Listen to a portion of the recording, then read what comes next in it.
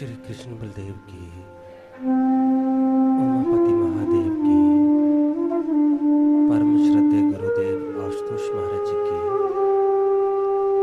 सच्चे दरबार की।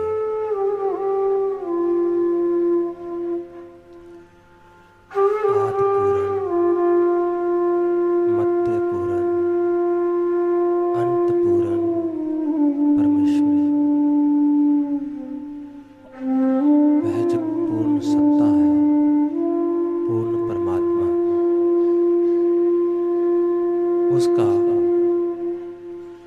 आदि भी पूर्ण है, उसका मध्य भी पूर्ण है और उस परमेश्वर का अंत भी पूर्ण है। और उसी पूर्ण सत्ता ने इस सृष्टि की रचना की, तो यह सृष्टि भी पूर्ण है। इस सृष्टि की रचना कब हुई, कितने वर्ष हो गए, कितने कल्प हो गए, कितने युग हो गए, आज तक किसी भी शास्त्र ग्रंथ के अंदर में इसका कोई प्रमाण नहीं है।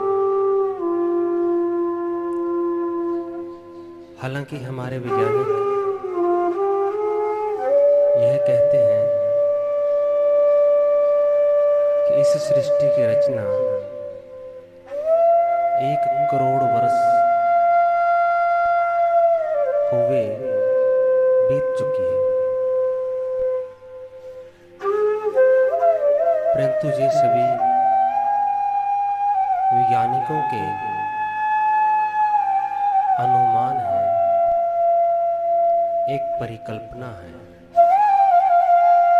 यथार्थ सत्य नहीं है। क्योंकि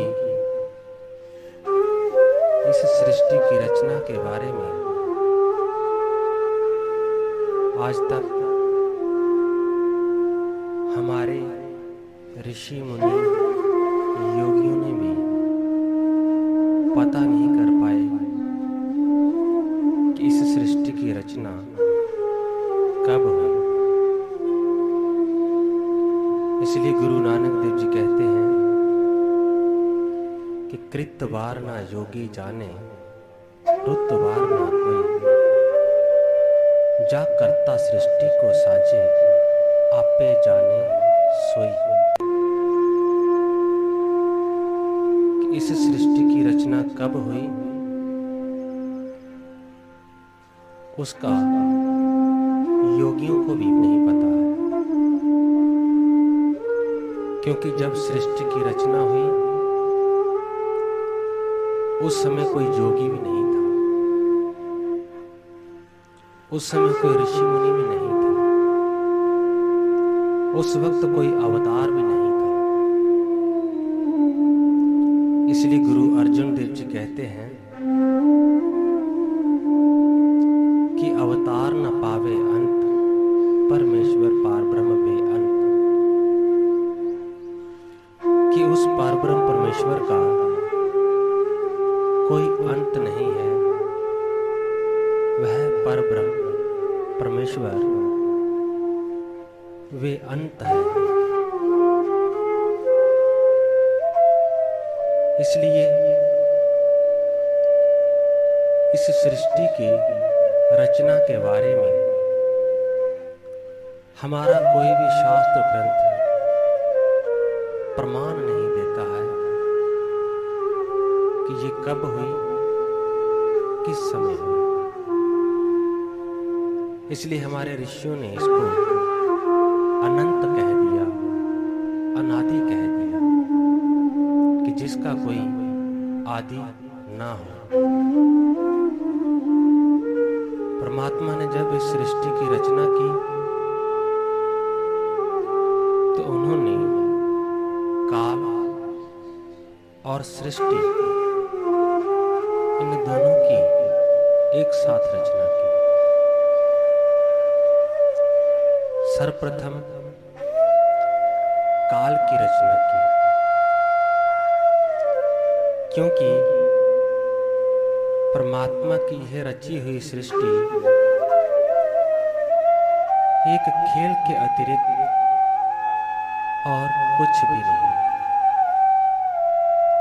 आवन जावन एक खेल बनाया, आज्ञाकारी कीनी माया। केवल एक खेल है, एक लीला है, परंतु जिस प्रकार से वह परमात्मा स्वयं अनंत है,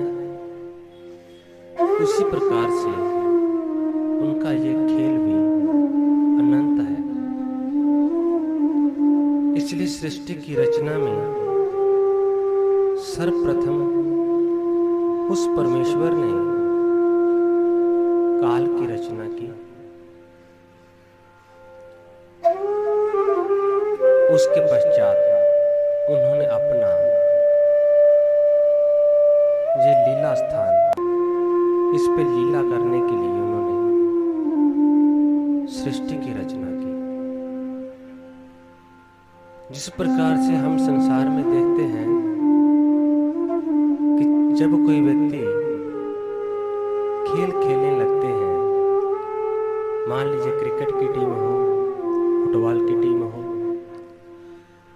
जब कोई भी खेल खेलते हैं तो सर्वप्रथम समय निर्धारित किया जाता है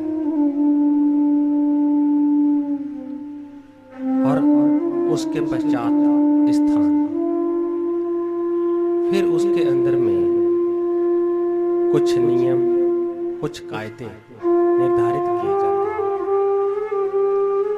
ऐसे ही प्रभु की इस सृष्टि में सर्वप्रथम काल का स्थान है, समय का स्थान है। अब समय, काल, इसको यदि हम देखें तो यह काल अखंड है, अनंत है, अनादि है। अखंड जिसको खंडित नहीं किया जा सकता। यह काल एक ही है और अनादि काल से अनवरत गति से चलायमान है। परंतु इस अखंड काल को हमारे ऋषियों ने, हमारे महापुरुषों ने सामाजिक व्यवस्था बनाने के लिए, इस सृष्टि को चलाने के लिए एक ही अखंड काल को उन्होंने खंड खंड में विभाजन किया। जैसे आप देखें कि परमात्मा की रची हुई एक ही पृथ्वी है, परंतु इसके ऊपर में हमने खंड खंड बनाए हैं, कुछ सीमाएं, कुछ रेखाएं निर्धारित की हैं, जिसके द्वारा हम देश को घोषित करते हैं, राष्ट्र को घोषित करते हैं। ऐसे ही परमात्मा ने एक ही काल को बनाया, परंतु यदि एक ही अखंड काल रहता तो यह संसार, यह सृष्टि कभी भी चलायमान ना होती। इसलिए हमारे ऋषि मुनियों ने, हमारे पीर पैगंबरों ने, महापुरुषों ने उस एक ही अखंड काल को खंडों में विभाजन किया। जैसे सेकंड, मिनट, घंटे, दिन, मास, वर्ष, शताब्दी, युग, कल्प, कल्पत्र इत्यादि। क्योंकि इनके बिना समाज चल ही नहीं सकता। जब तक काल को खंडित नहीं किया जाएगा, तब तक कभी भी ये सृष्टि रचना सुचारू रूप से चलायमान नहीं हो सकती। इसलिए हमारे महापुरुषों ने इस एक ही काल को अलग अलग हिस्सों में विभाजन किया ताकि सृष्टि रचना सुचारू रूप से चल सके। दूसरा, काल एक सरल रेखा की तरह गतिमान नहीं हुआ करता और ना ही काल कभी वक्र रेखा की तरह चलता है, वक्राकार में। काल ना तो सरल रेखा की तरह चलता है, ना ही वक्राकार में। काल चक्राकार में चलायमान है। चक्राकार अर्थात जैसे व्हील, जैसे पहिया। इसी प्रकार से काल गोल गोल घूमता है, जो चक्राकार में चलायमान है। इसलिए हम कहते हैं कि काल चक्र। और इस काल चक्र के अंदर में ये सृष्टि भी चक्राकार है। काल चक्र के कारण से ही सृष्टि चक्राकार कहलाती है। इसलिए हम कहते हैं सृष्टि चक्र, जन्म मरण का चक्र, दिन रात का चक्र, ये हमेशा चक्राकार में चलायमान है। आगे देखें, जो काल है, काल का एक अपना महत्व है, काल की एक अपनी भूमिका है। परंतु यहाँ पे काल की एक अपनी भूमिका है, वहीं पे देश की भी एक अपनी भूमिका है। क्योंकि परमात्मा की ये रची हुई सृष्टि टाइम और स्पेस पे आधारित है, देश और काल पे आधारित है। यदि केवल काल होता और देश ना होता तो भी ये अपूर्ण थी, और यदि केवल देश होता, काल ही होता तो भी ये अपूर्ण थी। इसलिए सृष्टि काल और देश पे आधारित है। तो यहाँ पे काल का अपना महत्व है, वहीं पे देश की भी एक अपनी भूमिका है।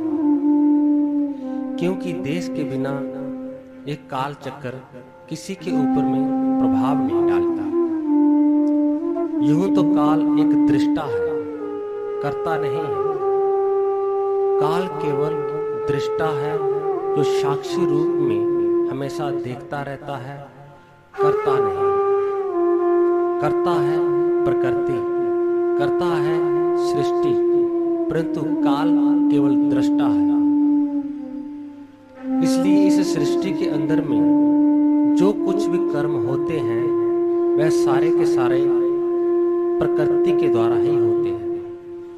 इसलिए भगवान श्री कृष्ण ने गीता में कहा कि ना ही कश्चित क्षण मापो जाति तिष्ठति कर्म कृत कार्यते हाय वसा कर्म सर्वा प्रकृतिर जैर गुणे। कि जो भी कुछ कर्म मनुष्य करता है, वह प्रकृति के परवश होके, प्रकृति के अधीन होके ही करता है। अर्थात कर्ता प्रकृति है, काल नहीं, समय करता नहीं है। इसलिए इस काल का अपना महत्व है, देश का अपना महत्व है। परंतु देश के अंतर्गत आते हैं, जैसे ये पृथ्वी देश है, चंद्रमा देश है, ग्रह नक्षत्र इत्यादि जो कुछ भी है, जो स्थान है, देश का अर्थ जो स्थान है, जो जगह है, ये सब कुछ देश के अंतर्गत आता है। तो ये इन देश का एक अपनी आभा हुआ करती है, एक अपनी ऊर्जा हुआ करती है, एक अपनी तरंगे हुआ करती है। और ये तरंगे मनुष्य के चित्त के ऊपर में हमेशा अपना प्रभाव डालती रहती है। इसलिए देश और काल, इन दोनों का समन्वय होकर ही सृष्टि की रचना हुई। हम देखें कि जब किसी शिशु का जन्म होता है, तो उस समय जब उसकी हम जन्म पत्री बनाते हैं, जब जन्म कुंडली बनाते हैं, किसी ज्योतिष आचार्य के द्वारा या किसी पंडित के द्वारा, उस समय पंडित क्या पूछते हैं कि बच्चे का जन्म स्थान कौन सा है, इसका जन्म कौन से स्थान में हुआ है और जन्म का समय क्या था। क्योंकि स्थान और समय इन दोनों को मद्देनजर रखते हुए ही बच्चे की जो है जन्म कुंडली बनाई जाती है। क्योंकि देश और काल इन दोनों का उस शिशु के संपूर्ण जीवन के ऊपर में हमेशा प्रभाव पड़ता रहता है। इसलिए ये देश है उसका एक अपना महत्व है। देश चाहे वो पृथ्वी हो, चाहे वो चंद्रमा हो, शुक्र ग्रह हो, मंगल ग्रह हो, शनि ग्रह हो, गुरु ग्रह हो, ये सारे के सारे देश के अंतर्गत आते हैं और ये सारे के सारे ग्रह चलायमान हैं। इसलिए इस ब्रह्मांड को 12 राशियों में विभाजन किया। जब ब्रह्मा ने इस ब्रह्मांड की रचना की तो इस ब्रह्मांड को 12 राशियों में ब्रह्मा ने इसका विभाजन किया। एक ही ब्रह्मांड को 12 हिस्सों में बांटा और उन राशियों के अंदर में 27 नक्षत्र, 9 ग्रह, ये सारे के सारे चलायमान होते हैं और इन ग्रह नक्षत्रों का प्रभाव मनुष्य के चित्त के ऊपर में पड़ता है।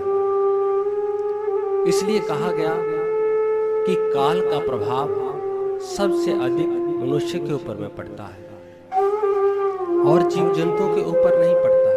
क्योंकि और जीव जंतु समस्त जो है भोग योनि के अंतर्गत है, परंतु मनुष्य एक कर्म योनि है। मनुष्य के अंदर में मन है, विचारशील प्राणी है, विचार करता है, परंतु उसके मन के अंदर में यह विचार कहाँ से स्फुरित होते हैं, कहाँ से इनका प्रादुर्भाव होता है, ये स्वयं भी वह नहीं जानता। क्योंकि इन सब के पीछे केवल प्रकृति का हाथ है, केवल प्रकृति ही करता है। जैसे जैसे ग्रह नक्षत्र गतिमान होते हैं, उन ग्रह नक्षत्रों से उत्पन्न होने वाली ऊर्जा, वह तरंगे मनुष्य के मस्तिष्क के ऊपर में अपना असर छोड़ती हैं, अपना प्रभाव डालती हैं और जैसा उसके मस्तिष्क के ऊपर में प्रभाव पड़ता है इन ग्रहों का, नक्षत्रों का, वैसी उसकी सोच होती है। जैसी सोच होती है वैसा कर्म करता है और जैसा कर्म करता है वैसा ही फल प्राप्त करता है। इसलिए हर व्यक्ति के मस्तिष्क में कर्म करने से पूर्व सोच का जन्म होता है, एक विचार का जन्म होता है। हर व्यक्ति कर्म करने से पहले विचार करता है, सोच करता है। जैसे ही सोच आती है वैसा कर्म करता है। इसलिए हमारे महापुरुष ने कहा कि भाग्य से अधिक और समय से पहले कभी किसी को कुछ भी प्राप्त नहीं होता।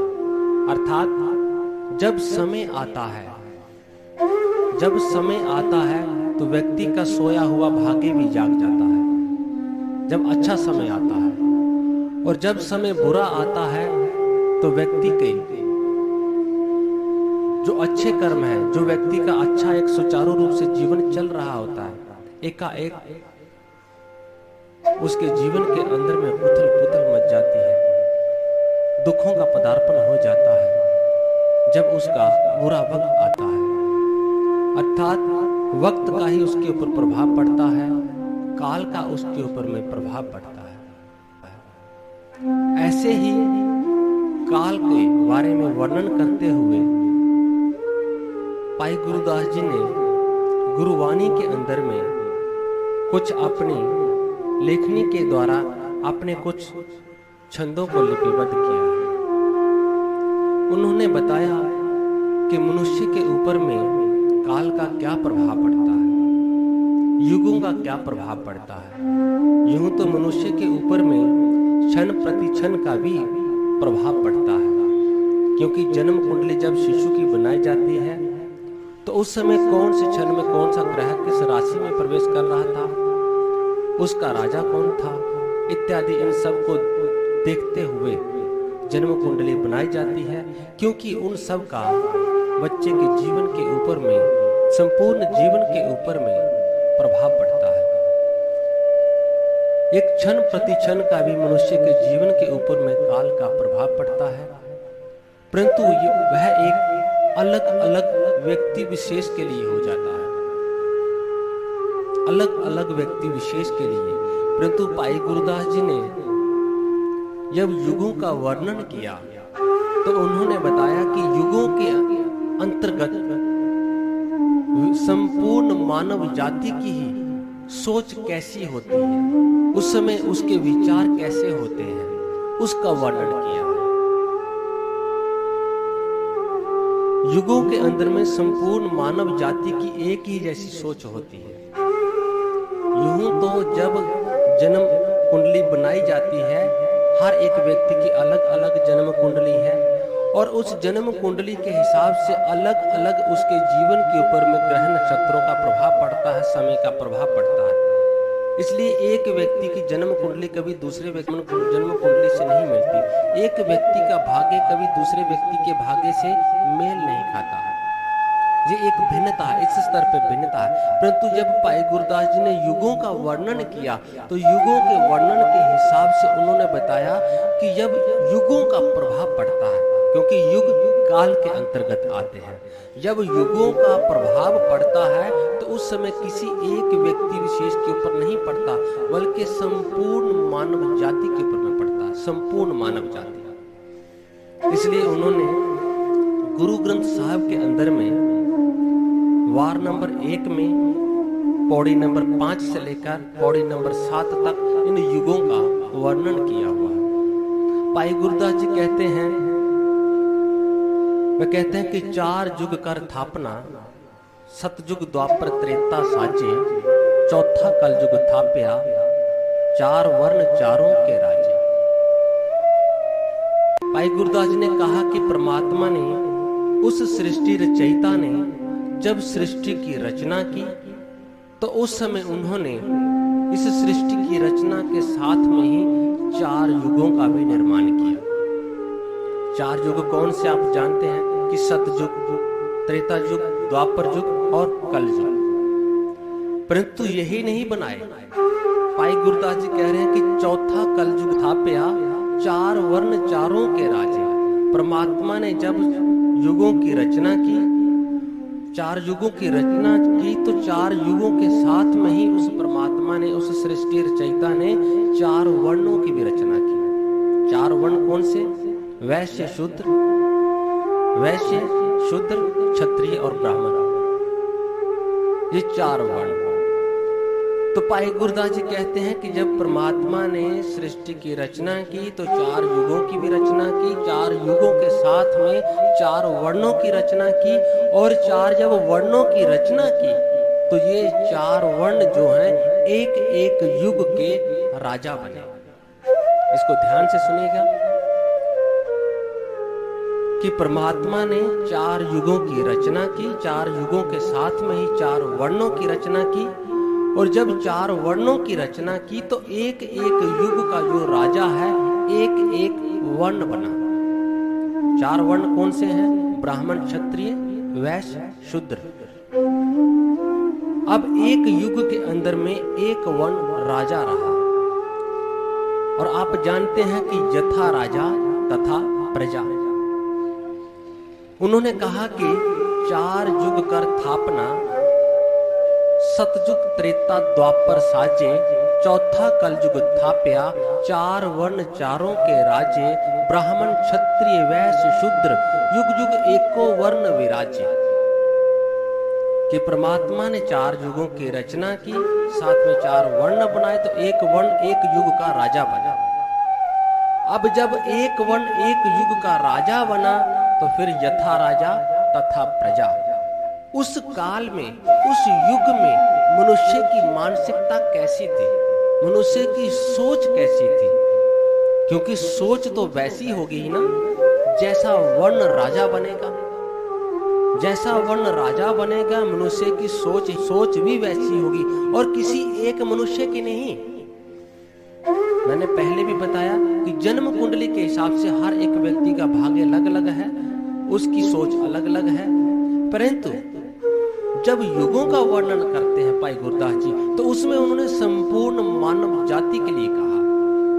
जोन सा वर्ण राजा बना जिस युग का, तो उस समय संपूर्ण मनुष्यों की एक ही जैसी सोच थी। तो उन्होंने बताया कि सतयुग हंस अवतार धर, सोहम ब्रह्म न दूजा पाचे, एको ब्रह्म बखानिए माया मोहते वे मोहताजे, कर्ण तपस्या वन विखे वक्त गुजारन पिन्नी सागे, लख वरियां दी आरजा कोठे कोठ न मंदिर साजे। पहले भाई गुरदास जी ने सतयुग का वर्णन किया। सर्वप्रथम उन्होंने सतयुग का वर्णन किया कि उस सृष्टि रचयिता ने जब 4 युग बनाए, तो 4 युगों के अंदर में एक एक वर्ण जो है राजा रहा। तो उन्होंने कहा कि सबसे पहले जब उन्होंने उस परमात्मा ने सतयुग बनाया, तो सतयुग का जो राजा था वह कौन सा वर्ण था? वह वर्ण था ब्राह्मण।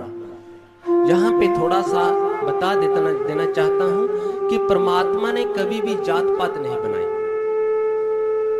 परमात्मा ने किसी की जात पात नहीं बनाई, क्योंकि मनुष्य की सिर्फ 2 ही जातियां कही गई, एक सुर और एक असुर, एक बुरी वृत्ति वाले मनुष्य और एक दैव वृत्ति वाले मनुष्य, जिनके अंदर एक दैविक सोच होती है और जिनके अंदर एक राक्षसी सोच होती है। यही केवल मनुष्य की 2 जातियां हैं, तीसरी और कोई जात नहीं है। इसलिए परमात्मा ने 4 वर्ण बनाए, जातियां नहीं बनाई। और 4 वर्ण कौन से? ब्राह्मण, क्षत्रिय, वैश्य और शूद्र, ये 4 वर्ण बनाए। परंतु कुछ स्वार्थी लोगों ने अपने स्वार्थ को सिद्ध करने के लिए एक ही मानव जाति को जातियों में खंड खंड कर दिया, उसको बांट दिया, अपने कुछ निजी स्वार्थों को सिद्ध करने के लिए कि हम ब्राह्मण हैं, ये क्षत्रिय है, ये वैश्य है, ये शूद्र है। जबकि परमात्मा ने केवल एक मनुष्य जात बनाई। जैसे परमात्मा ने सृष्टि पृथ्वी एक बनाई, लेकिन मनुष्य ने कुछ सीमा रेखा खींच के कहीं पे भारत बना दिया, कहीं पे पाकिस्तान बना दिया, कहीं पे अमेरिका बना दिया, कहीं पे लंदन बना दिया। ये सब मनुष्य ने बनाए, परमात्मा ने तो नहीं बनाया। ऐसे ही परमात्मा ने केवल एक ही जात बनाई, मानस की एको जात, कि मनुष्य की केवल एक ही जात है, दूसरी कोई जात नहीं। मानस की एको जात लोक पसारा करे दिन रात, परंतु इसका पसार किसने किया? इसको विभाजन किसने किया? कुछ चंद स्वार्थी लोगों ने, जो केवल अपने निजी स्वार्थ को चाहते थे। उन्होंने एक ही मनुष्य को अलग अलग जातियों में बांट दिया। इसलिए कहा कि जात नहीं जगदीश की, तो हर जन की क्या हो। जब परमात्मा की कोई जात नहीं है, तो फिर मानवता की कैसी जात, मनुष्य की कैसी जात? सिर्फ मनुष्य की कोई जात नहीं है। हमारे शास्त्रों में आता है, गीता के अंदर में भगवान श्री कृष्ण सिर्फ 2 ही मनुष्य की जातियों का वर्णन करते हैं, एक सुर और दूसरी आसुर, देवता और राक्षस।